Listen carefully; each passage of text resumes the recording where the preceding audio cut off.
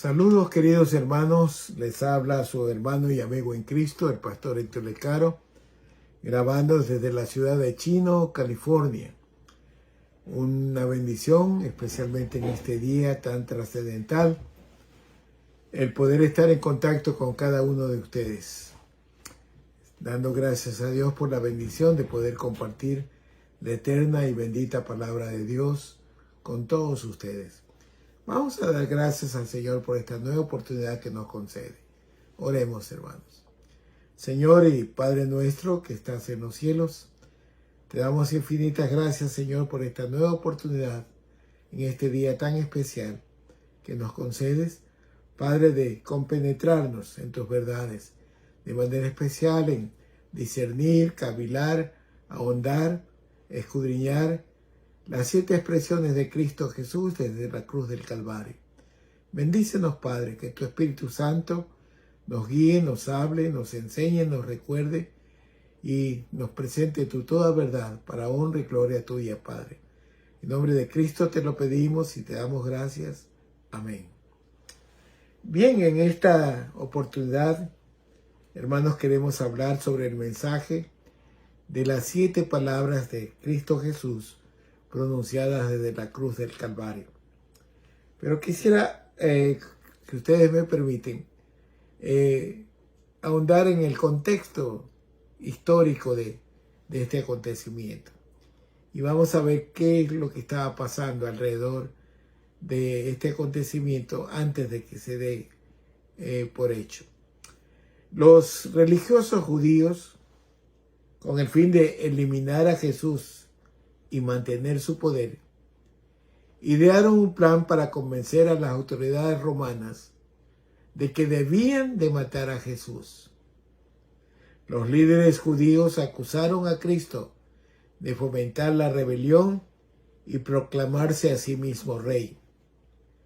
Esta acusación de insurrección es la que hizo que Jesús terminara en la cruz romana.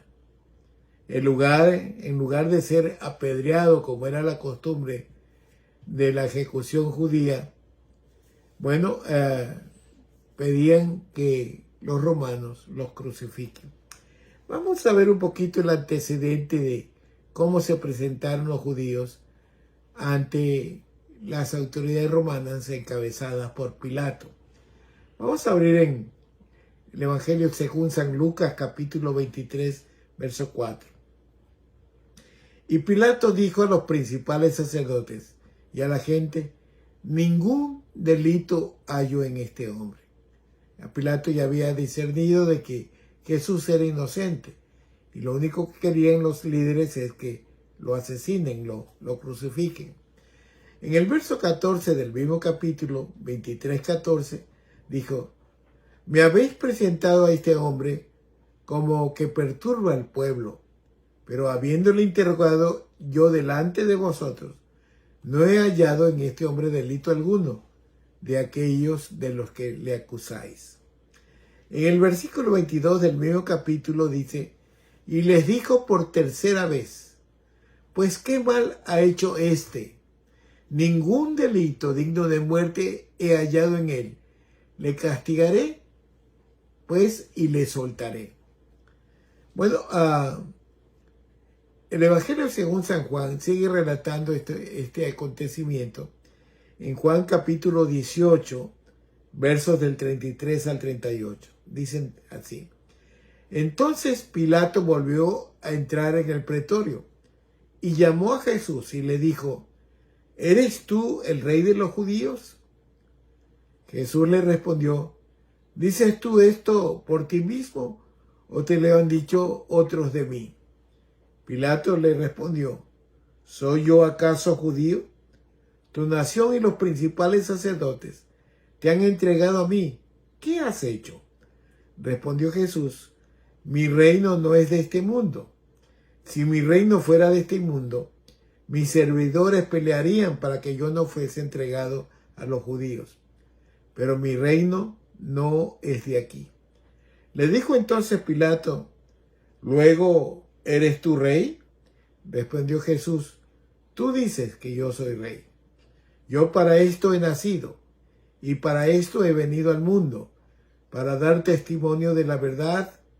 Todo aquel que es de la verdad oye mi voz. Le dijo Pilato, ¿qué es la verdad? Y cuando hubo dicho esto, salió otra vez a los judíos y le dijo, yo no hallo en él ningún delito. Pero sin embargo, los judíos seguían necios, insistiendo en que debe ser crucificado. Entonces el Señor Jesús, rechazado por su pueblo, abandonado por sus discípulos, bueno, los clavos traspasaron sus manos y sus pies. Acaba de ser crucificado. Todos los hombres se burlan de él. De su santa boca ninguna queja, ninguna protesta, ninguna amenaza, a pesar de los atroces sufrimientos de la crucifixión. Sin embargo, de sus labios santos sale 7 hermosas palabras que se ha considerado como el mensaje de las edades.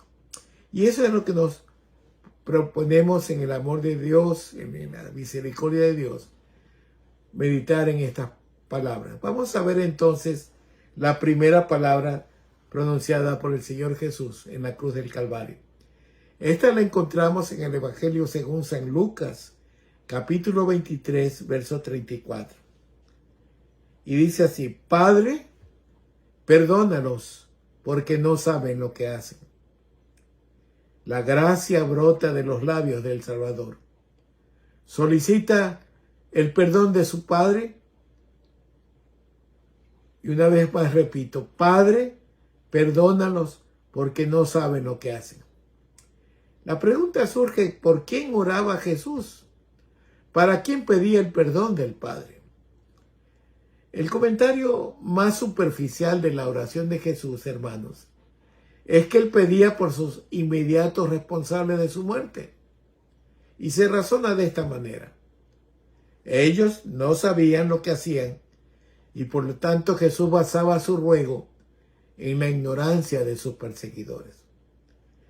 Es muy frecuente, queridos hermanos y amigos, que el hombre opine de las cosas de Dios, teniendo como base el sentimentalismo, el razonamiento, el emocionalismo humano.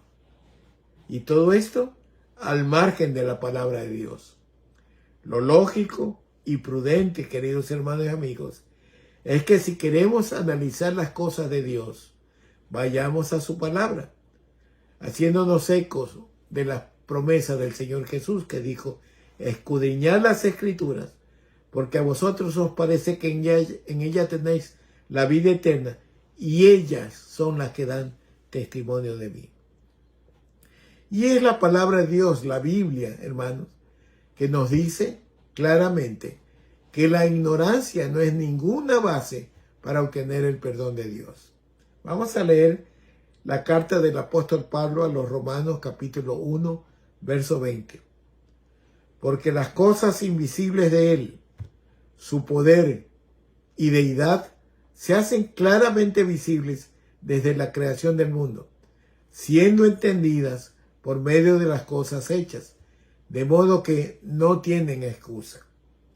Entonces podríamos preguntarnos, hermanos, ¿por qué oró Jesús cuando exclamó, Padre, perdónalos porque no saben lo que hacen? Bueno, la gente ha esgrimido muchas teorías acerca de cuáles eran los favorecidos de esta petición de Jesús al Padre. Y hay algunas teorías y las vamos a enumerar para irlas escudriñando. La primera es que el Señor Jesús oraba por los soldados romanos. Ellos recibían órdenes y no sabían que Jesús era el Hijo de Dios, se argumenta. La segunda teoría es que oraba por los gobernantes judíos, por los miembros del Sanedrín, el príncipe de los sacerdotes, los escribas, los fariseos y saduceos, que no sabían que Jesús era el Mesías. Así se dice. La tercera teoría es que oraba por el pueblo de Jerusalén. Algunos lloraban al ver Jesús cargar la pesada cruz en la vía dolorosa y se habían compadecido del Señor. Y por eso el Señor dice que oraba por el pueblo de Jerusalén. Pero la más común de las teorías, hermanos, es lo que se conoce como la teoría universalista, es decir, que Jesús pedía perdón por todo el mundo. Bueno, ninguna de estas teorías es válida porque no son analizadas a la luz de la palabra de Dios. Una vez más nos preguntamos, ¿por qué pues oró Jesús? Bueno, solo unas horas antes, Jesús había elevado una oración al Padre, la gran oración sacerdotal en la cual le dijo al Padre. Juan 17, la primera parte del verso 9. Yo ruego por ellos, no te ruego por el mundo, sino por los que me diste. Bueno, dos verdades sacamos en claro. Jesús no estaba pidiendo por todo el mundo, sino que pedía por algunos de modo específico. Y el profeta Isaías amplía este concepto. Vamos a ver Isaías 53, versículo 12. Por cuanto derramó su vida y fue contado con los pecadores, habiendo llevado el pecado de muchos. Bueno, aquí encontramos una verdad, que el Señor oraba por muchos. ¿Y quiénes son estos muchos? Jesús dijo en el Evangelio según San Juan, capítulo 10, 11, yo soy el buen pastor. El buen pastor su vida da por las ovejas. En los versos 14 y 15 dice, yo soy el buen pastor y conozco mis ovejas, y las mías me conocen. Así como el Padre me conoce y yo conozco al Padre, y pongo mi vida por las ovejas. Jesús oró entonces por sus ovejas, esto es, por todos los arrepentidos, de todos los pueblos, de todo linaje, de toda lengua, aquellos que se han convertido a Cristo Jesús, obedientes, arrepentidos y agradecidos a través de todas las edades. Ahora, ¿qué significa esta oración? Bueno, especialmente, querido amigo y amiga que me escucha, que no tiene a Cristo en su corazón. Esta oración significa la oportunidad que Jesús sea su pastor. Significa que usted puede ser una de sus ovejas. Significa que Jesús murió no por una masa gris sin nombre, sino por cada uno de los que se arrepienten y aceptan a Cristo como el único y suficiente Salvador. Y bien puede, querido amigo y querida amiga, ser usted uno de ellos en esta oportunidad. Padre, perdónanos porque no saben lo que hacen. Bien, vamos entonces a la segunda palabra. La segunda palabra la encontramos en el Evangelio según San Lucas, capítulo 23, verso 43. De cierto te digo, hoy estarás conmigo en el paraíso. La segunda palabra de Jesús desde la cruz es una promesa de salvación por un juez supremo a un acusado. No es un perdón temporal, sino la paz eterna. No una vida continua aquí en la tierra, sino en el reino de Dios. Y la resurrección para una nueva vida en el cielo. Estas expresiones del Señor, hoy estarás conmigo en el paraíso, figuran como las más hermosas palabras de las Escrituras. La Biblia, la palabra de Dios, tiene tiernos y cálidos pasajes que dan esperanza, que dan consuelo, que dan seguridad y valor. Pero el pasaje en el cual estamos meditando está lleno de todas las bendiciones que hemos nombrado y mucho más. Permítame una breve ilustración. Pensemos que tenemos un familiar o un amigo moribundo y que está a punto de morir y de repente escuchamos la voz del Señor que le dice, hoy estarás conmigo en el paraíso. ¿No nos parecería, hermanos y amigos, las palabras más tiernas y hermosas que hayamos escuchado? Hace ya más de 2000 años, 3 cruces fueron plantadas en el monte Calvario. Y en ella estaba Jesús entre dos malhechores. En medio de esta escena se da una conversación. Uno de los malhechores se burlaba de Jesús y le dice: si tú eres el Cristo, sálvate a ti mismo y a nosotros. A veces nos encontramos personas que creen que el hecho de que uno sea seguidor de Cristo pueden pedir lo que ellos quieran para su ventaja y negando la fe de Cristo. Si tú eres el Cristo, sálvate a ti mismo y a nosotros. Hermanos, los alejados de Dios cuestionan las acciones de Dios y se burlan pretendiendo ser más sabios y buenos que Dios.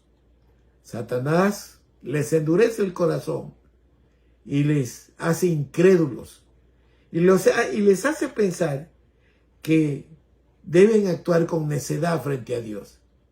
Y dice la Biblia que los necios no verán a Dios. El malhechor dijo: si tú eres el Cristo, sálvate a ti mismo y a nosotros. Cristo no respondió. Pero el otro malhechor sí lo hizo y dijo: ¿ni aún tú temes a Dios estando en la misma condenación? Nosotros, a la verdad, justamente padecemos, porque recibimos lo que merecieron nuestros hechos. Mas ningún mal hizo. Detengámonos por unos instantes, queridos hermanos y amigos, a reflexionar sobre las palabras de este malhechor al otro malhechor. ¿Ni tú temes a Dios estando en la misma condenación? Bueno, este malhechor declara la existencia de Dios. Luego, creyó en la divinidad de Cristo. Y también acentúa que debe ser respetado como tal. Y creyó en el juicio de Dios. Noten ustedes. Le dice: nosotros, a la verdad, justamente padecemos porque recibimos lo que vencieron nuestros hechos. Mas ningún mal hizo. Bueno, este ladrón reconoció su condición de pecador. Sabía que la paga del pecado es muerte, como dice la carta a los romanos. Reconoció al justo que moría por los injustos. Segunda carta a los Corintios 5:21 dice: al que no conoció pecado, por nosotros lo hizo pecado, para que nosotros fuésemos hechos justicia de Dios en él. El malhechor continúa hablando, pero esta vez se dirige a Jesús y pronuncia, queridos hermanos y amigos, las palabras que han resonado a través de los siglos. Señor, acuérdate de mí cuando vengas en tu reino. La respuesta de Jesús fue todo lo que hubiese podido esperar y mucho más. Y le dijo al Señor: hoy estarás conmigo en el paraíso. Bueno, aquí encontramos algo muy especial, hermanos. Un convertido en las mismas puertas de la muerte. No fue necesario que pasara por un purgatorio inventado por la tradición. No fue necesario que guardara la ley. No fue necesario que se justificara con buenas obras. Lo único que tuvo que es reconocer al Cristo de la gloria como el Rey de Reyes y Señor de Señores, arrepentirse de sus pecados y abrir su corazón al Redentor Jesús. ¡Cuán grande es la misericordia de Dios! El abanderado de los cristianos, el primer convertido a los pies de Cristo en la cruz, un malhechor arrepentido. Hoy estarás conmigo en el paraíso. Bien, queridos hermanos, vamos entonces a meditar en la tercera palabra pronunciada por Cristo desde la cruz del Calvario. La encontramos en el Evangelio según San Juan, capítulo 19, versos 26 al 27. Cuando vio Jesús a su madre y al discípulo a quien él amaba, que estaba presente, dijo a su madre: mujer, he ahí tu hijo. Después dijo al discípulo: he ahí tu madre. Y desde aquella hora el discípulo la recibió en su casa. Ha sido, queridos hermanos y amigos, motivo de mucha especulación, de discusión incluso, por algunos religiosos, descifrar quién sufría más, si Cristo clavado en la cruz o su madre al pie de la cruz. Esta especulación puede afectar el sentimiento que todos tenemos, ya sea en menor o mayor grado, pero es una clara evidencia de la falta de comprensión de la naturaleza de la redención. Ningún ser humano, queridos hermanos y amigos, puede llevar sobre sí la ira de Dios sobre los pecados del mundo. Solo el Hijo de Dios, un ser infinito, pudo soportar la infinita ira de Dios hacia el pecado que él representaba, llevando el pecado de todos nosotros. Reflexionemos un poco sobre los sufrimientos de María. Bueno, sin duda alguna fue un sufrimiento inmenso. El amor de una madre es único. El mundo puede darnos la espalda, pero una madre nos amará hasta el fin. Solo una madre puede comprender el sufrimiento de María al pie de la cruz. Entonces Jesús habló a María, la cual tenía a su lado al discípulo amado Juan. Mujer, he ahí tu hijo. Después dijo al discípulo, he ahí tu madre. Bueno, esta tercera palabra pronunciada por el Señor desde la cruz ha sido catalogada como palabra de ternura, palabra de consuelo, palabra de compasión. Sin embargo, hermanos, tenemos que escudriñar las Escrituras y llegar a la verdad encerrada en esta palabra. La clave para interpretar esta tercera palabra la encontramos en la palabra mujer. Reflexionemos un poco. Normalmente, queridos hermanos, ¿cómo se dirige un hijo o los hijos a sus padres? No los llaman por su apellido. Algunos acostumbran a llamarlos así, pero rompen con la ética de respeto que debe existir en la familia. Debe haber confianza, sí, pero teniendo como base el debido respeto. Un hijo no llama a su madre mujer. Jesús, cuando se dirige a su madre llamándola mujer, no le falta el respeto, sino que le mostraba una verdad divina como eterna. Los lazos de la sangre y de la carne terminaban. ¿Por qué? Porque Jesús volvía a su gloria junto a su Padre. Empezaba ya no la relación de madre a hijo o de hijo a madre, sino empezaba una relación de creador a criatura. La relación de Dios Salvador a su redimida. Analicemos esto con base escritural, hermanos. Siendo Jesús un niño de 12 años, hubo un suceso interesante. Miremos esto. Evangelio según San Lucas, capítulo 2, versos 41 al 50. Dice, iban sus padres todos los años a Jerusalén en la fiesta de la Pascua. Y cuando tuvo 12 años, subieron a Jerusalén conforme a la costumbre de la fiesta. Al regresar ellos, acabada la fiesta, se quedó el niño Jesús en Jerusalén, sin que lo supiesen José y su madre. Y pensando que estaba entre la compañía, anduvieron camino de un día y le buscaban entre los parientes y los conocidos. Pero como no lo hallaron, volvieron a Jerusalén buscándole. Y aconteció que 3 días después le hallaron en el templo, sentado en medio de los doctores de la ley, oyéndoles y preguntándoles. Y todos los que le oían se maravillaban de su inteligencia y de sus respuestas. Cuando le vieron sus padres, ¿verdad?, se sorprendieron y le dijo a su madre, hijo, ¿por qué has hecho esto así? He aquí tu padre y yo te hemos buscado con angustia. Entonces Jesús les dijo, ¿por qué me buscáis? ¿No sabías que en los negocios de mi padre me es necesario estar? Mas ellos no entendieron la palabra que les habló. Y descendió con ellos y volvió a Nazaret y estaba sujeto a ellos. Y su madre guardaba todas estas cosas en su corazón. Estas son las primeras palabras registradas del Señor Jesús en las Escrituras. Cuando tenía apenas 12 años de edad, sus padres, como hemos leído, lo buscaron desesperadamente pensando que se había perdido en la multitud en Jerusalén. Después de 3 días, lo encontraron en el templo, sentado con los líderes religiosos, oyéndoles y haciéndoles preguntas. María y José lo reprendieron, como cualquier padre lo haría en esas circunstancias. Y Jesús les respondió, mostrando sorpresa de que no entendieran lo que él estaba haciendo.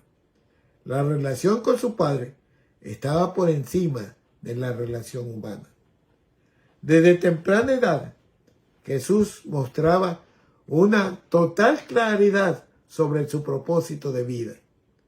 Cuidar de los asuntos de su Padre, es decir, cumplir el eterno plan de Dios. Juan 3:16 nos dice, porque de tal manera amó Dios al mundo, que ha dado a su Hijo unigénito, para que todo aquel que en él cree no se pierda, mas tenga vida eterna. Ese es el plan que Cristo tenía que cumplir aquí en la tierra. Muy bien, entonces, mas ellos no entendieron, dicen las palabras. Pero María guardaba todas estas cosas en su corazón. Ahora, analicemos un poquito el trasfondo de las palabras de Jesús en las bodas de Caná. Juan capítulo 2, versos del 1 al 5. Al tercer día se hicieron unas bodas en Caná de Galilea, y estaba allí la madre de Jesús. Y fueron también invitados a las bodas Jesús y sus discípulos. Y faltando el vino, la madre de Jesús le dijo, no tienen vino. Jesús le dijo, ¿qué tienes conmigo, mujer? Aún no ha venido mi hora. Su madre dijo a los que servían, haced todo lo que os dijere. La frase usada para hacer esta pregunta y la palabra que Jesús utilizó para referirse a María probablemente indica que Jesús ya estaba enfocado y adentrado en su ministerio. La razón, precisamente, por lo que él vino a esta tierra. El Señor ya había empezado su ministerio divino. Y ahora María debía ver a Jesús no tanto como su hijo aquí en la tierra, sino como un miembro más de la familia cercana, la familia de Dios, un hijo de Dios junto a una hija de Dios. Bueno, Jesús se adentra en su ministerio enfatizando esta verdad. Vamos a ver, Evangelio según Mateo, capítulo 46, capítulo 12, versos 46 al 50. Mientras él aún hablaba a la gente, he aquí su madre y sus hermanos estaban afuera y les querían hablar. Y dijo uno, he aquí tu madre y tus hermanos están afuera y te quieren hablar. Respondiendo él, al que decía esto, dijo, ¿quién es mi madre y quiénes son mis hermanos? Y extendiendo su mano hacia sus discípulos dijo, he aquí mi madre y mis hermanos, porque todo aquel que hace la voluntad de mi Padre, que está en los cielos, ese es mi hermano y hermana y madre. Bueno, Jesús nos enseña una verdad trascendental, que sobre toda familia de carne y sangre hay otra familia que tiene más importancia para él. Esta es la familia que hace la voluntad de su Padre. María y sus hermanos hacían la voluntad de Jesús, por tanto pertenecían a la familia redimida. Mujer, he ahí tu hijo, he ahí tu madre, al discípulo amado. Los lazos de la sangre y de la carne terminaban. Empezaba la relación de creador a criatura, la relación de Dios Salvador a su redimida. Y María acentúa esta verdad cuando la encontramos en el Evangelio según San Lucas, capítulo 1, versos 46 y 47, parte de lo que se conoce como el canto de María. Escuchemos. Entonces María dijo: engrandece mi alma al Señor, y mi espíritu se regocija en Dios mi Salvador. ¿Sí? María comprendió la relación que Jesucristo estaba en su patria eterna, en el cielo de los cielos. Y ella era una criatura que por la misericordia de Dios había sido escogida ser la madre humana de Jesús, en su naturaleza humana. Pero ahora Cristo estaba en su naturaleza divina, sentado a la diestra de su Padre. Y así lo comprendió ella. Mi espíritu se regocija en Dios mi Salvador. Muy bien, vamos a ver a la cuarta palabra. El Evangelio según Mateo, capítulo 27, verso 46. Dios mío, ¿por qué me has desamparado? Las primeras horas en la cruz habían sido torturantes, hermanos, para el cuerpo de nuestro Señor Jesús, para el justo. La hora sexta, precisamente en esta hora, una oscuridad descendió sobre toda la tierra. Como que Dios el Padre quería cubrir la angustia de su Hijo.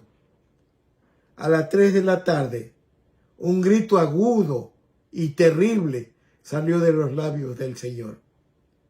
Dios mío, ¿por qué me has desamparado? Bueno, a esta palabra, queridos hermanos y amigos, se la ha considerado como el clímax del Calvario, lo más alto de las expresiones de Cristo desde la cruz. Porque en esta palabra se denota la experiencia del Señor Jesús de ser abandonado del Padre, de ser separado de Dios. Ese es el mismo centro, hermano, de la expiación de Cristo por nosotros. Parecería que este hecho para muchos no está muy claro. Muchos sermones, muchos libros, muchos comentarios dejan la impresión de que la muerte física del Señor constituye la redención. Creen que los sufrimientos físicos, los clavos, la corona de espinas enterrada en la sien, los sufrimientos, los latigazos, eso era el pago de la deuda. Pero su muerte física fue un aspecto de la expiación.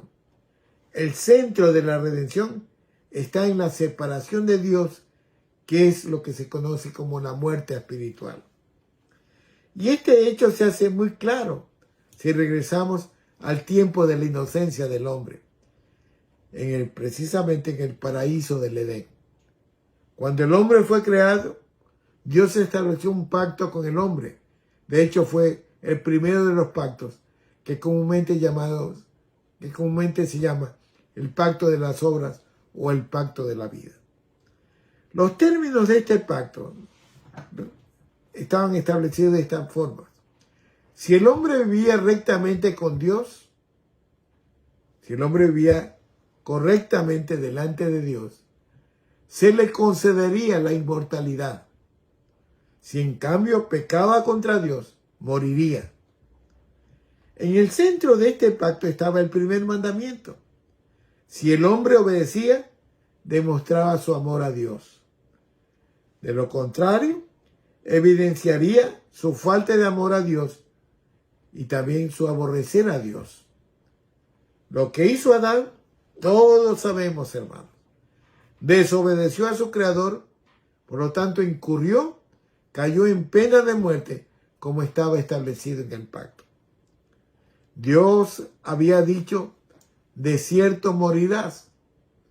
Sin embargo, después de su desobediencia, no fueron derribados al suelo.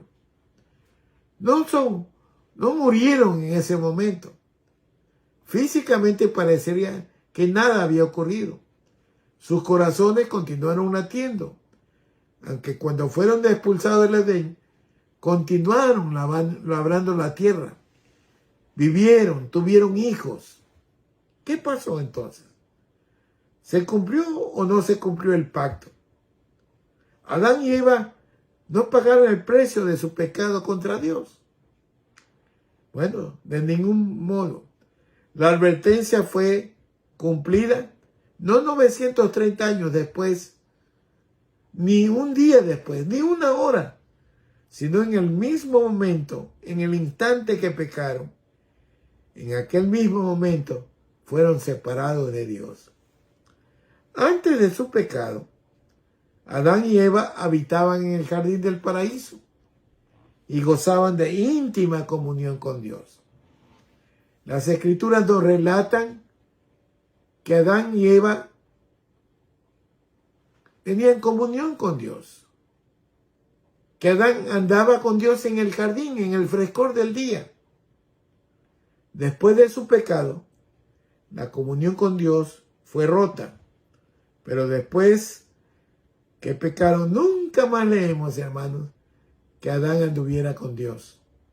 No hubo más comunión con Dios. Vino la muerte. Adán había sido separado de Dios a causa de su pecado. Esto es el significado más profundo de la palabra muerte. Ciertamente es la muerte verdadera. Con el pecado de Adán, tuvo lugar una doble tragedia, hermanos. La muerte espiritual fue constituida en su naturaleza y por lo tanto destruida. La rama separada del árbol se seca y se deteriora. La imagen de Dios con la cual había sido creado fue deformada. Los teólogos a esto la llaman depravación total. Todas las esferas de la naturaleza humana se corrompieron a través de Adán. Vamos a ver qué nos dice Pablo en la carta de los Romanos capítulo 5, verso 12. Por tanto, como el pecado entró en el mundo por un hombre y por el pecado la muerte, así la muerte pasó a todos los hombres, por cuanto todos pecaron. Justo ni aun uno. El hombre quedó muerto en sus delitos y pecados. Y esto me trae al recuerdo las palabras de la poetisa chilena Gabriela Mistral, que decía: no son muertos los que yacen en la tumba fría, mas muertos son aquellos que teniendo el alma muerta viven todavía. Bueno, sin embargo, hermanos, la separación del hombre de Dios nunca fue final o completa en este mundo. Dios en su misericordia, bueno, da lluvia que cae sobre justos e injustos. Dios hace que el sol brille sobre los impíos y los que tienen a Cristo en su corazón.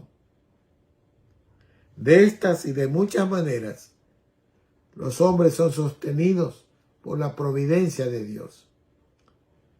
Si el hombre no está totalmente separado de Dios, y no solo, sino que Dios proveyó la solución para que el hombre salga del estado de condenación, salga de estar separado de Dios. Por eso leímos Juan 3:16 que dice: porque de tal manera amó Dios al mundo, que ha dado a su Hijo unigénito, para que todo aquel que en Él cree no se pierda, mas tenga vida eterna. Es decir, que si no cree en el sacrificio del Hijo de Dios, el hombre será castigado con la muerte eterna. Esta será la final y completa separación de Dios en la desolación y en las tinieblas. A eso la Biblia le llama la muerte eterna. En las Escrituras, hermanos, la muerte eterna e infierno tienen un significado equivalente. Jesucristo es el sustituto que Dios ofrece para que el hombre no vaya al infierno. El justo por los injustos. Y así lo declara el profeta Isaías, que nos da una profecía 730 años antes de la cruz del Calvario. Vamos a ver. Isaías 53, versos del 3 al 6. Despreciado y desechado entre los hombres, varón de dolores, experimentado en quebranto, y como que escondimos de él el rostro, fue menospreciado y no lo estimamos. Ciertamente llevó él nuestras enfermedades y sufrió nuestros dolores, y nosotros lo tuvimos por azotado, por herido de Dios y abatido. Mas el herido fue por nuestras rebeliones, molido por nuestros pecados. El castigo de nuestra paz fue sobre él, y por su llaga fuimos nosotros curados. Todos nosotros nos descarriamos como ovejas, cada cual se apartó por su camino, mas Jehová cargó en él el pecado de todos nosotros. Por eso el evangelista Juan, en su capítulo 10, versos 17 y 18, registra las palabras de Jesús que dice: por eso me ama el Padre, porque yo pongo mi vida para volverla a tomar. Nadie me la quita, sino que yo de mí mismo la pongo. Tengo poder para ponerla y tengo poder para volverla a tomar. Este mandamiento recibí de mi Padre. Por eso la experiencia de Cristo en la cruz del Calvario fue la última y completa separación de Dios que los hombres han de sufrir al ser condenados, si no aceptan a Cristo en su corazón. Cuando Cristo en la cruz dijo: Dios mío, ¿por qué me has desamparado? Lo dijo para que usted y yo no lo digamos, sino aceptemos a Cristo como nuestro único y suficiente Salvador. Vamos entonces, hermanos, a la quinta palabra. Evangelio según San Juan, capítulo 19, verso 28. Después de esto, sabiendo Jesús que ya todo estaba consumado, dijo para que la escritura se cumpliese: tengo sed. Y estaba allí una vasija llena de vinagre. Entonces ellos empaparon en vinagre una esponja y poniéndole un hisopo, se le acercaron a la boca. Bueno, el Señor Jesús, clavado en la cruz del madero, estuvo desde las 9 de la mañana hasta las 3 de la tarde. Las horas transcurrían lentamente en esta tortura. El Cordero de Dios agonizaba. En el transcurrir de estas horas también había gran actividad. Los sacerdotes estaban vociferando por la inscripción puesta en la cruz por orden de Pilato que decía: este es el rey de los judíos.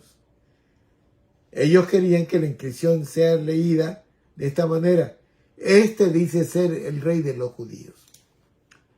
Por otro lado, hermanos, los soldados estaban ocupados repartiéndose y echando suerte sobre las pertenencias de los crucificados.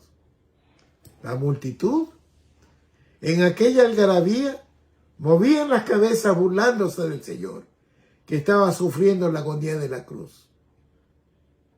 De pronto se unas palabras de Jesús diciendo: tengo sed. Bueno, nos queda a nosotros analizar cuál fue la razón de la sed. Crucificado el Señor Jesucristo, hasta ese momento había pronunciado 4 palabras, como ya hemos escuchado. Palabras que tenían un profundo significado. Maravillosas doctrinas que a través de las edades han servido de orientación y fundamento para la fe cristiana.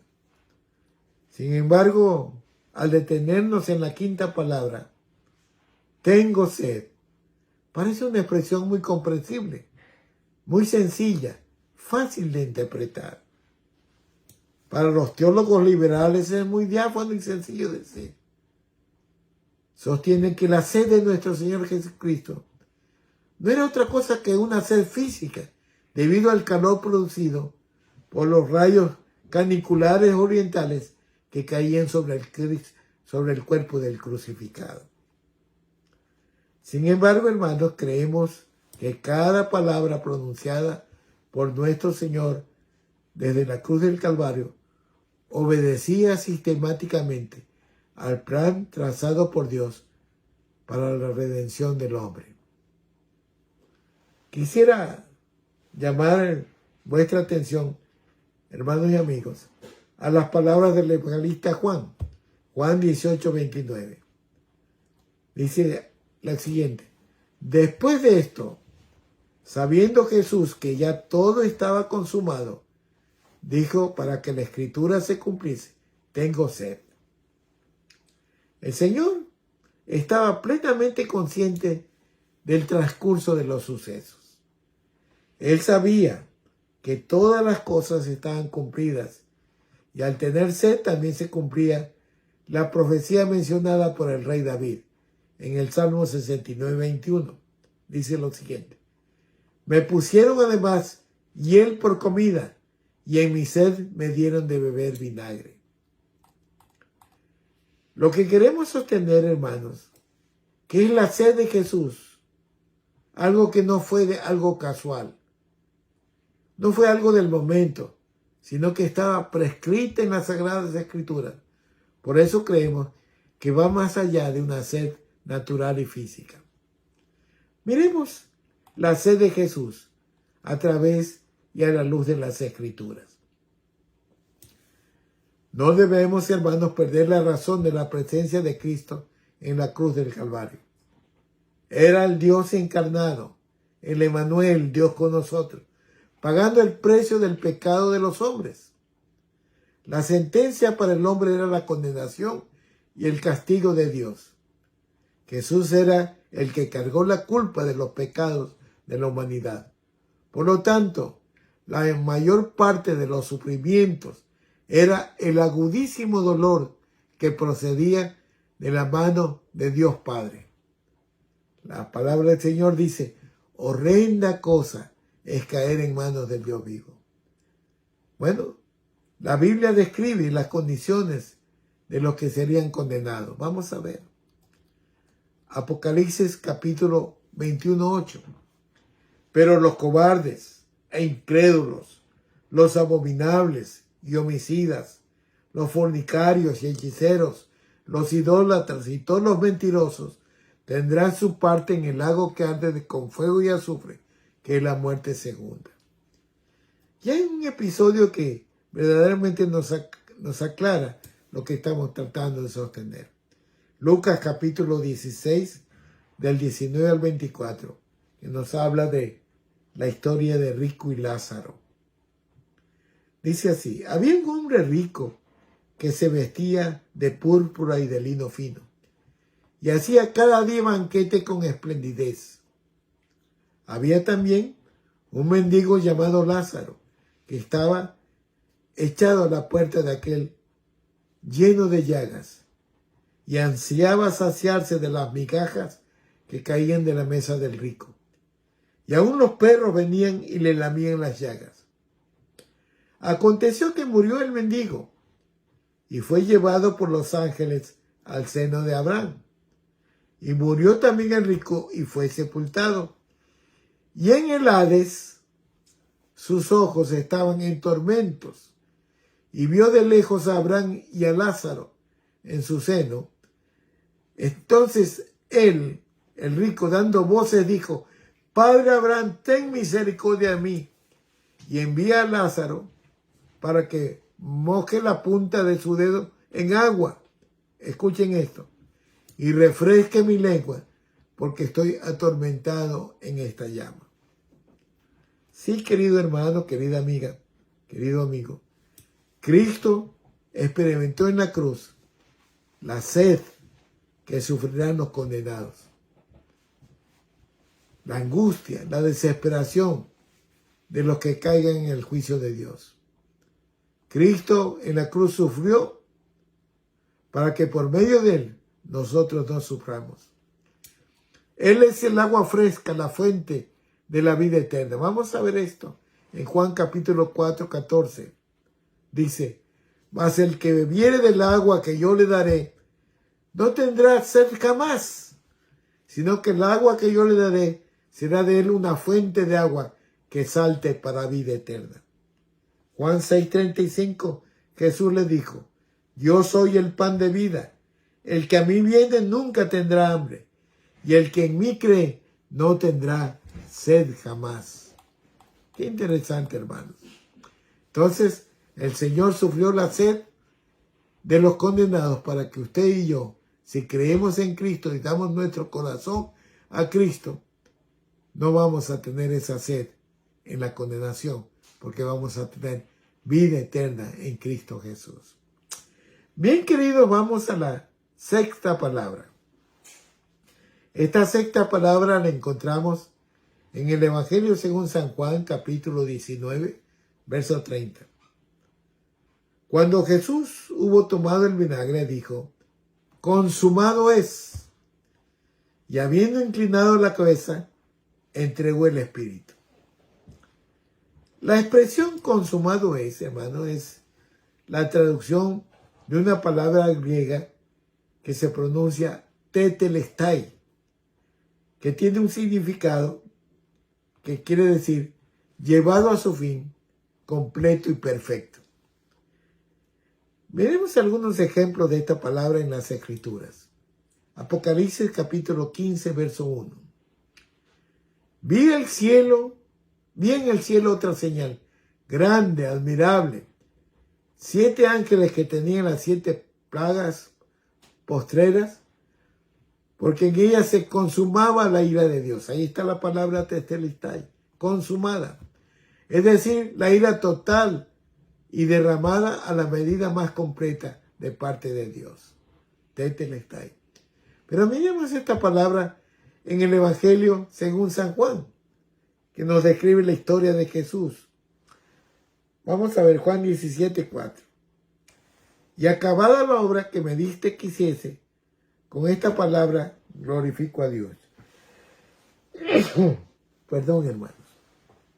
He acabado la obra que me diste que hiciese. Con esta palabra, él glorificó a Dios. He acabado. Tetelestai. La obra de Cristo fue acabada, completa y perfecta. Ahora, Cristo realizó su meta en este mundo porque tenía un propósito firme. Evangelista Juan, capítulo 4, 34, dice, Jesús le dijo, mi comida es que haga la voluntad de mi Padre y que acabe su obra. Sí, él acabó de manera completa, tetelestai. En español, hermanos, se necesitan 2 palabras para traducir un texto griego, este texto griego. Y esa palabra, tetelestai, se la traduce como consumado es. Pero, ¿qué quiso Cristo decir con esta palabra? Bueno, por lo menos, hermanos, hay 4 cosas que podemos dilucidar que Cristo las terminó en forma perfecta. Dijo tetelestai cuando en el momento que Cristo entregó su espíritu y murió en la cruz. En Juan capítulo 19, verso 28 dice, después de esto, sabiendo Jesús que todo estaba consumado, dijo para que la escritura se cumpliese, tengo sed. En otras palabras, hermanos, la primera mención del Evangelio es que Cristo inicia su labor en contra de Satanás. Miremos en Génesis 3:15 encontramos esta profecía. Y pondré enemistad entre ti y la mujer, y entre la simiente y la simiente suya. Esta te herirá en la cabeza, y tú la herirás en el calcañar. El Salmo 22 predijo las palabras de Cristo antes de morir. Dios mío, ¿por qué me has desamparado? Salmo 22:1. Y como ya leímos, hermanos, en el libro del profeta Isaías, él nos dice cómo va a morir Cristo. Él sufrió nuestros heridos, nuestros dolores. herido fue por nuestras rebeliones, molido por nuestros pecados. Todo esto se cumplió. Y por eso el evangelista Lucas dice en su capítulo 24, 26, 27, dice, ¿no era necesario que Cristo padeciera estas cosas y que entrara en su gloria? Y comenzando desde Moisés y siguiendo por todos los profetas, les declaraba en todas las escrituras del Antiguo Testamento lo que de él decían. Aquí vemos un episodio donde Cristo camina en el camino a Emaús con dos discípulos que no lograban discernir la muerte del Señor Jesús. Y el Señor les explica, era necesario que yo padeciera para poder entrar en gloria. Y era necesario que se cumplan todos los profetas, lo que la Escritura declaraba en el Antiguo Testamento. Entonces, hermanos, en segundo lugar, todos los tipos y profecías bajo la ley del Antiguo Testamento fueron consumados, abolidos y explicados. Déjeme razonar esto. Hebreos capítulo 10, y vamos a leer algunos versículos de ahí. Veamos, comencemos con el 12. Pero Cristo, habiendo ofrecido una vez para siempre un solo sacrificio por los pecados, se ha sentado a la diestra de Dios. Se cumplió el sacrificio de Cristo por los pecados del hombre. Porque con una sola ofrenda, verso 14, hizo perfectos para siempre a los santificados. Verso 18, pues donde hay remisión de estos, no hay más ofrenda por el pecado. Cristo fue la única y perfecta ofrenda para limpiarnos de nuestros pecados. Cuando dijo consumado es, bueno, quedaba consumado cada macho cabrío y cada cordero sacrificado por el pueblo bajo el antiguo pacto cumplido precisamente con la muerte de Cristo Jesús. El Cordero de Dios que quita el pecado del mundo. Cuando Él clamó tetelestai, está cumplido el perfecto sacrificio de Cristo Jesús en la cruz del Calvario. En tercer lugar, hermanos, toda perfecta obediencia a la ley de Dios fue consumada en Cristo Jesús. ¿Por qué? Porque el hombre no pudo obedecerla perfectamente. Miren lo que dice Pablo a los Gálatas, capítulo 3, verso 24. La ley ha sido nuestro ayo para llevarnos a Cristo a fin de que fuésemos justificados por la fe. Romanos 10:4 dice, porque en Cristo es el fin de la ley para justicia de todo aquel que cree. En Gálatas 2:16 dice, sin embargo, sabiendo que el hombre no es justificado por las obras de la ley, sino mediante la fe en Cristo Jesús, también nosotros hemos creído en Cristo Jesús, para que seamos justificados por la fe en Cristo, y no por las obras de la ley, puesto que por las obras de la ley nadie será justificado. Señor Jesús cumplió la justificación del hombre.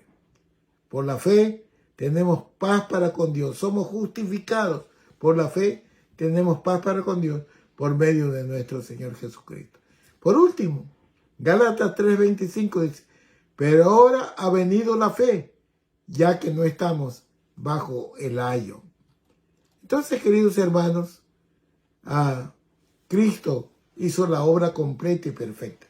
Pero miremos un aspecto más del cumplimiento de la obra del Señor. Todo el poder de Satanás y del pecado fue terminado para el pueblo de Dios sobre la cruz. Cuando Cristo Jesús dijo, consumado es, Él ya había derrotado al pecado y a Satanás. Y Él también había destruido la muerte para aquellos que confían en Él.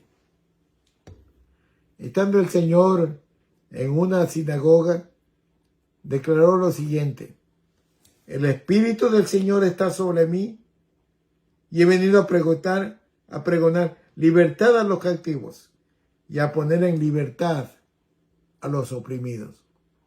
Siendo justificados gratuitamente por su gracia, mediante la redención que es en Cristo Jesús, dice Pablo a los Romanos, a quien Dios puso como propiciación por medio de la fe en su sangre, a fin de que Él sea el justo y el que justifica al que es de la fe de Jesús. Entonces, hermanos, una consideración final. Cuando Cristo dijo consumado es, la expiación, como hemos explicado, era completa, era ya cumplida. Sin embargo, no comprenderíamos en toda su extensión, su anchura, su profundidad, si no miramos su altura. Es decir, el cielo de los cielos, donde tuvo origen la redención del hombre. Vamos a ver esto. Pedro capítulo 1, versos 18 al 20, primera de Pedro. Sabiendo que fuiste rescatados de vuestra vana manera de vivir, la cual recibiste de vuestros padres, no con cosas corruptibles como oro y plata, sino con la sangre preciosa de Cristo, como de un cordero sin mancha y sin contaminación. Noten ustedes, ya destinado desde la fundación del mundo, pero manifestado en los postreros tiempos por amor a vosotros. Cristo fue entregado por determinado consejo, por determinada reunión ante el anticipado conocimiento de Dios. Pues a este Cristo prendisteis y matasteis por manos de inicuos crucificándolo. Es decir, Él estaba ya determinado. El plan de Dios estaba determinado que iba a ser una realidad en Cristo Jesús. Cuando Cristo llegó a Betania y puso la mirada en Jerusalén, dijo lo siguiente, Lucas 22, 22. A la verdad, el Hijo del Hombre va, según lo que está determinado. Pero ay de aquel hombre por quien es entregado. En otras palabras, Él ya iba a un plan, Él vino con un plan fijo. Yo he venido para que tengan vida y vida eterna. Cuando Cristo cumplió el plan divino, con gran voz proclamó, consumado es, tetelestai. Todo está perfectamente consumado, todo está perfectamente cumplido. Bien, hermanos, vamos a la última palabra, que es la séptima palabra, y la encontramos en el Evangelio según San Juan, capítulo 23, verso 46. Entonces Jesús, clamando a gran voz, dijo, Padre, en tus manos encomiendo mi espíritu. Y habiendo dicho esto, expiró. Bueno, para poder meditar en esta palabra pronunciada por Jesús, retrocedamos brevemente y miremos algunos hechos acaecidos hasta ese momento. Cristo había pronunciado 6 maravillosas palabras. Un terremoto había sacudido toda la tierra. Densas tinieblas cubrían la faz de la misma. La redención del hombre se había cumplido. La misión de Cristo aquí en la tierra como hombre estaba a punto de terminar. La hora señalada por el Dios Trino desde antes de la fundación del mundo llegaba, estaba próxima. Fue entonces que le escuchamos decir al Señor Jesús, Padre, en tus manos encomiendo mi espíritu. Y habiendo dicho esto, expiró. Y esto lo dijo a gran voz. Bueno, no nos queda otra cosa sino analizar la muerte. Desde la desobediencia del hombre, como hemos visto en el jardín del Edén, la muerte ha constituido el terror de la humanidad. Pánico, desolación, lágrimas, ha sido la tarjeta de presentación de la muerte, hermanos. El hombre ante la realidad de la muerte siente miedo.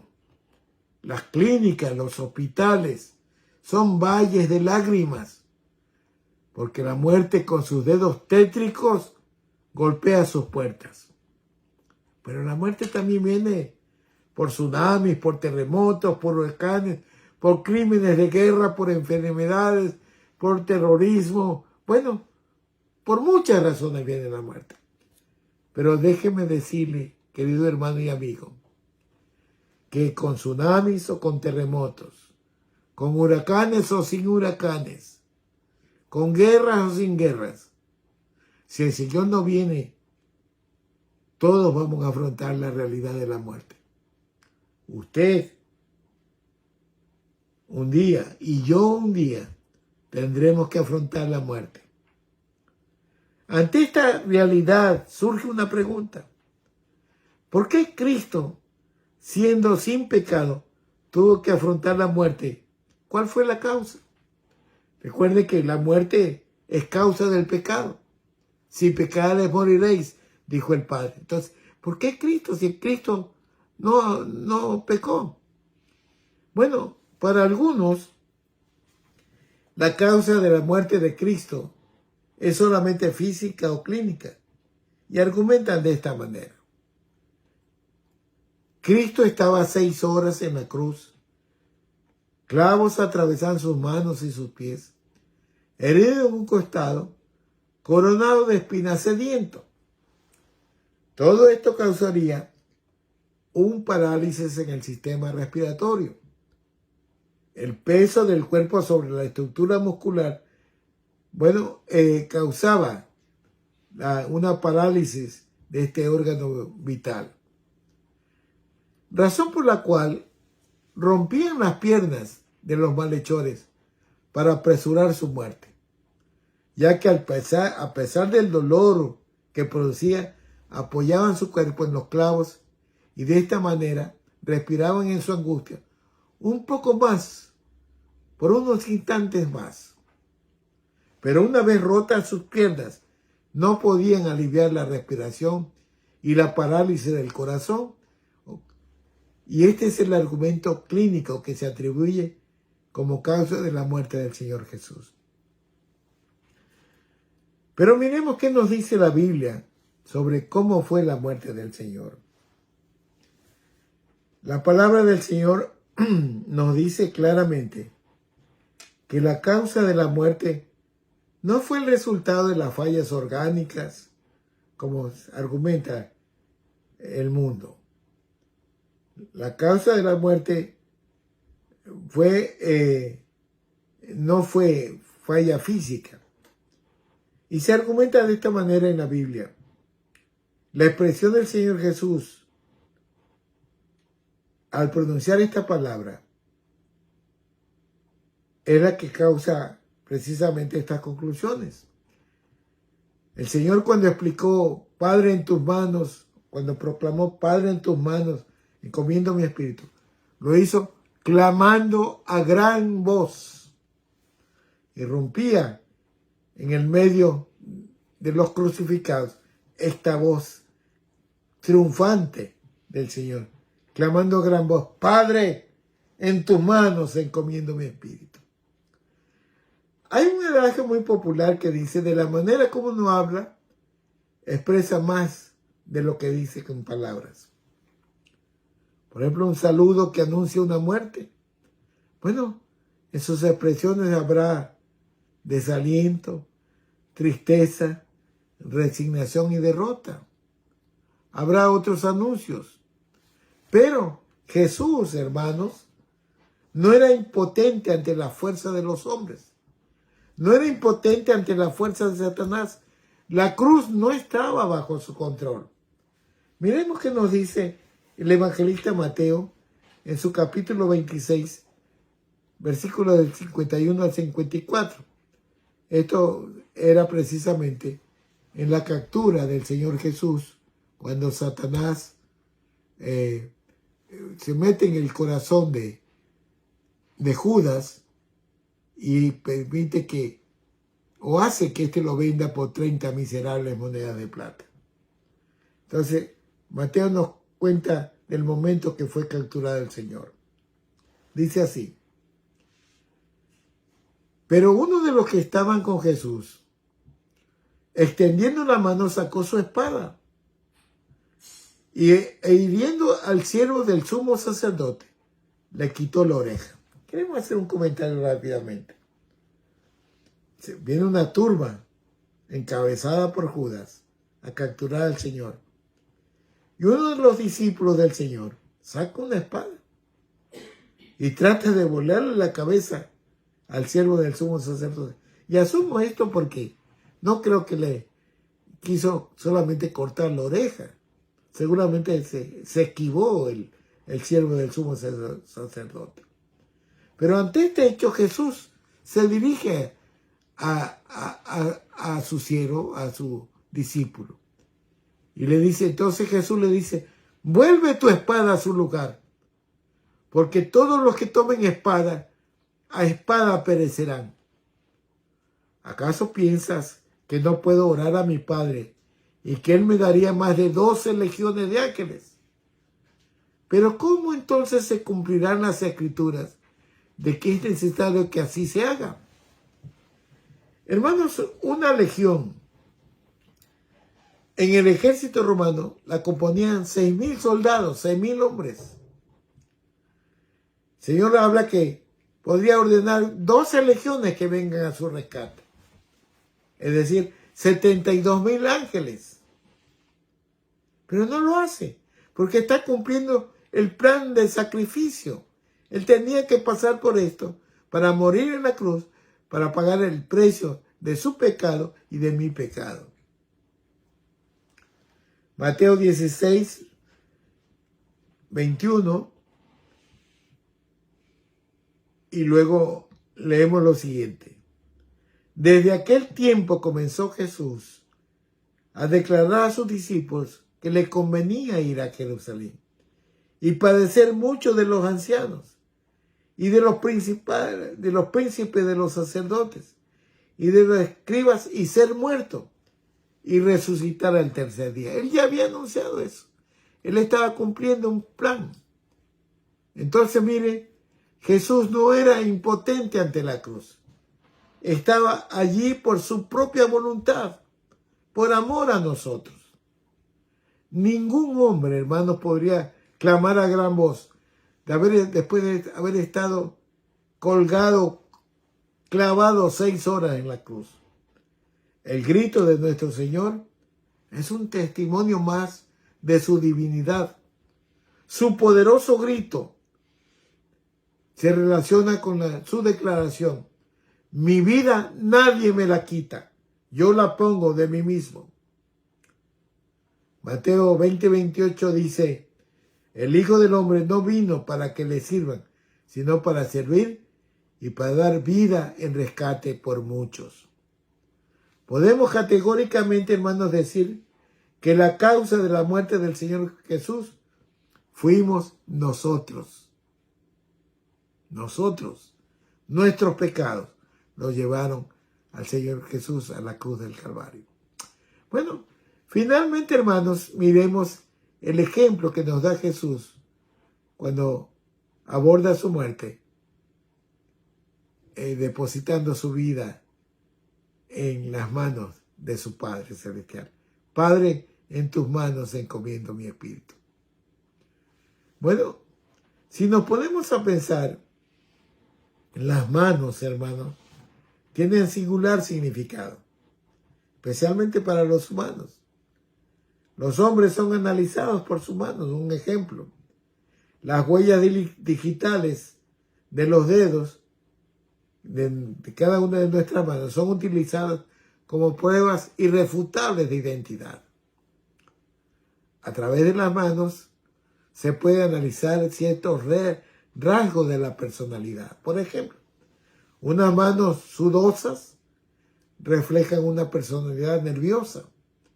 Unas manos callosas reflejan la vida de un hombre de trabajo tosco y duro. Hay quienes se atreven incluso a leer el futuro a través de las grietas de las manos. Se han inventado una ciencia que se la conoce como la quiromancia. La quiromancia, que es una pseudociencia. Pseudociencia es aquella que afirma como creencia y práctica y se presenta como científica y fáctica, pero que es incompatible con los métodos científicos. Es decir, es una farsa, ¿verdad? Entonces, el hombre utiliza las manos. Bueno, pero en realidad vamos a nuestro punto. surge una pregunta: ¿cómo son las manos de Dios? Cuando el Señor dice: Padre, en tus manos encomiendo mi espíritu. En la palabra de Dios encontramos expresivas figuras, hermanos, para expresar ideas espirituales y morales. Vamos a ver algunas de ellas. El Salmo 139, versos del 8 al 10 dice: si subieren los cielos, allí estás tú. Y si en el Seol hiciere mi estrado, he aquí, allí tú estás. Si tomare las alas del alba y habitar en el extremo del mar, allí me guía tu mano y me asirá tu diestra, la mano derecha. Entonces podemos decir, hermanos, que las manos de Jesús o las manos del Padre son manos guiadoras, manos ayudadoras. Vamos a ver el Salmo 118, 15, 16.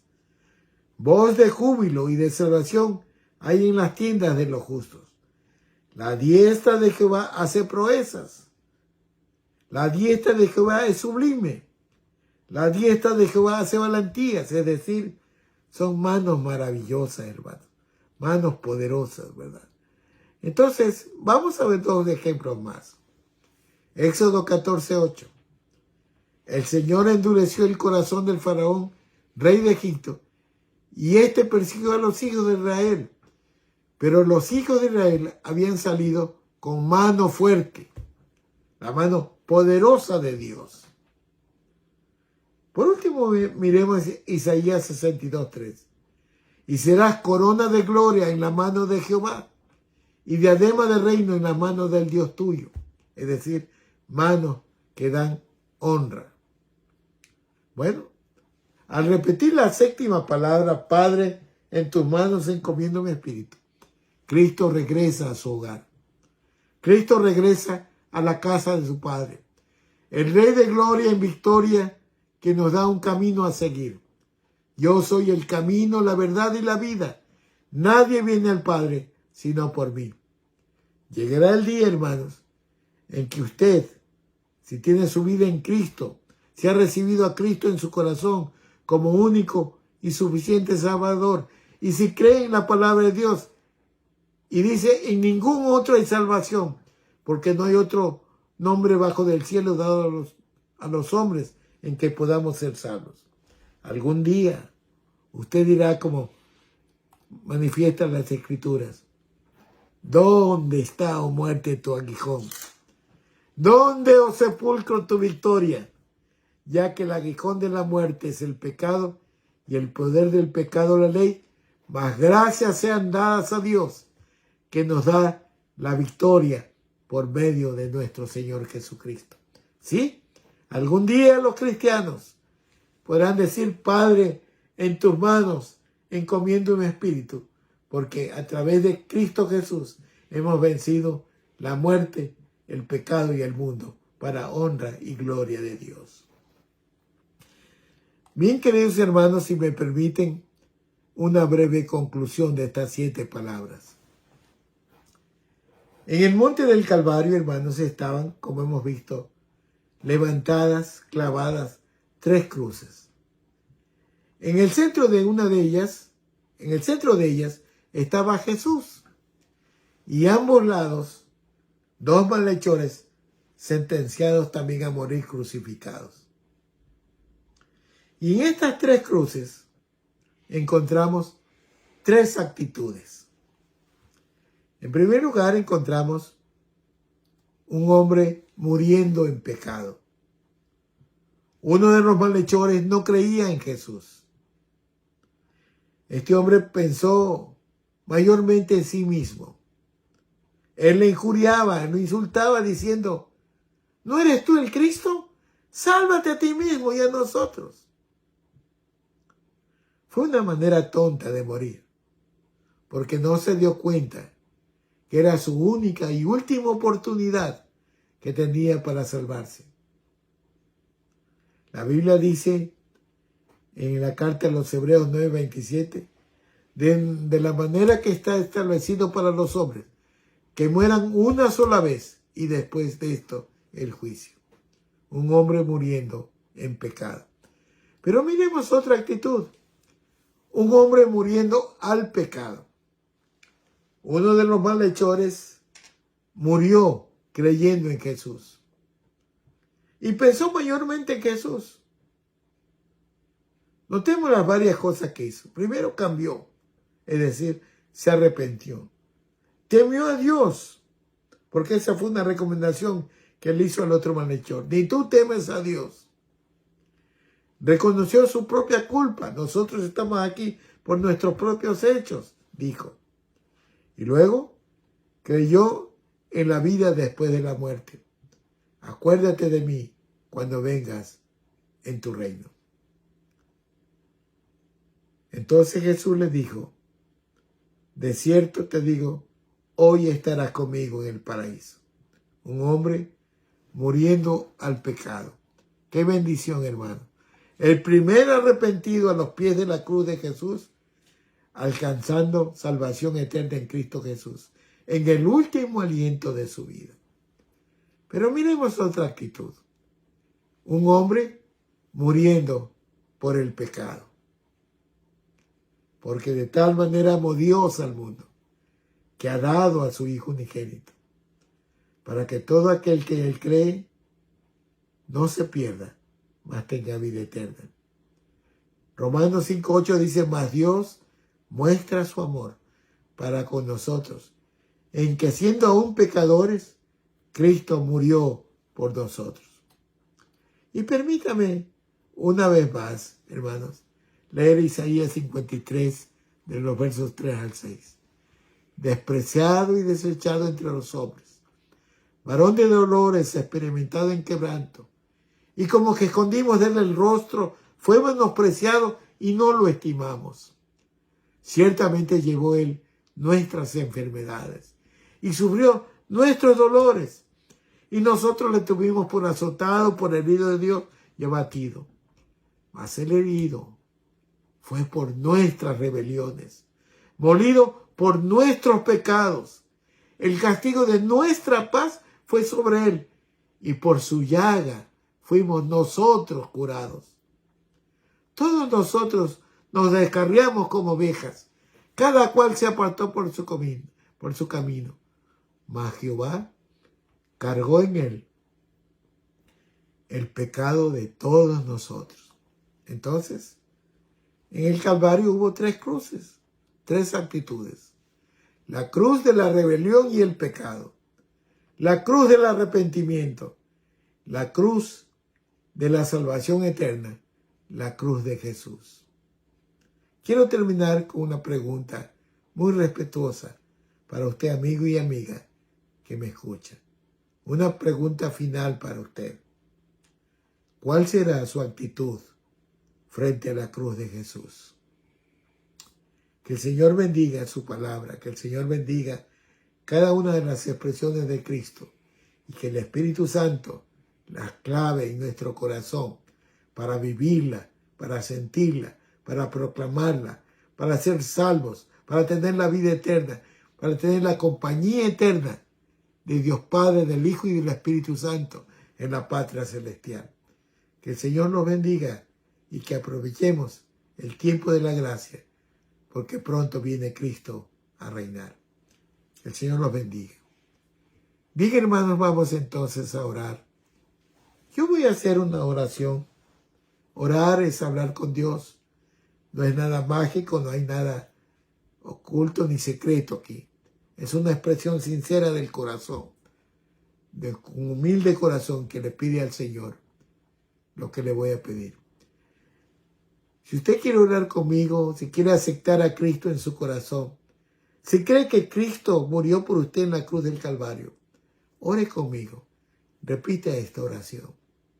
Estamos delante de Dios. Vamos a orar. Señor y Padre mío que estás en los cielos, te doy gracias, Padre, por tu Hijo amado Jesucristo.